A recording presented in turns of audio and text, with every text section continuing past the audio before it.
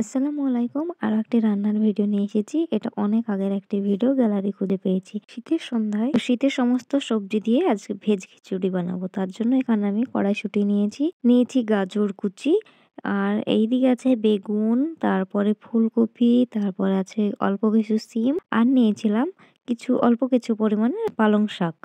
তো আর এইগুলাকে আমি সব ভালোভাবে ধুয়ে নিয়েছি, তারপর রেখেছি। এবার আমি এটাকে কাঠের উনুনে রান্না করব। তো উনুনের দিকে যাওয়া যাক। উনুনের রান্নার স্বাদ তো আলাদা, তাই আমি আজকের খিচুড়িটা উনুনেই রান্না করব। আর এই উনুনটা আমার মা বানিয়েছে। উনুনটা দেখতে কিন্তু আমার বেশ লাগে। উনুনটার চারিদিকে টাইলস দিয়েছে, আর টাইলস মা কি করে উনুনটা ঝাঁচ দেওয়ার পরে টাইলস গুলো ভালোভাবে মুছে দেয়, এতে টাইলসটা ঝকঝক করে দেখতেও ভালো লাগে। তো উনুন ধরে গেছে, আর এদিকে আমি কড়াই বসিয়েছি। তো কড়াইটা গরম হলে আমি তেল দিয়ে আস্তে আস্তে সব সবজিগুলো আমি ভেজে নেব।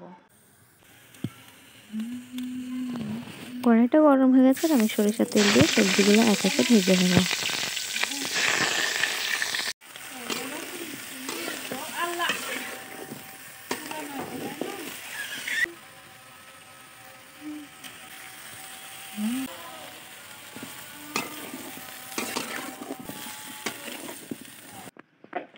সব সবজিগুলো আমি ভেজে নিয়েছি।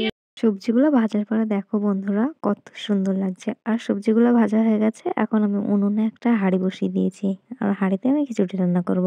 ডাল ভালোভাবে ভেজে পানি দিয়ে দিয়েছি, আর আমি এখানে অনেকগুলো পেঁয়াজ কুচিয়ে নিয়েছি। পেঁয়াজগুলো আমি ভাজার সময় দিতে ভুলে গেছি, আর আমি সবজিগুলো ভাজার সময় দিইনি। আমি সবজিগুলো পরে দেওয়ার জন্য রেখে দিয়েছি। এখন আমি পেঁয়াজগুলো দিয়ে দিলাম, সবজিগুলো এখন দিয়ে দেবো। তারপর ভালোভাবে নাড়া দেবো। সবজিগুলো আগে দিলে কি হতো বলো তো, ভাজার সময় দিতাম, তো মা বললো না ভাজার সময় দিও না, সবজিগুলো যেহেতু ভেজে নিয়েছো তো পানি দিয়ে দাও, তারপরে না হয় দিবা।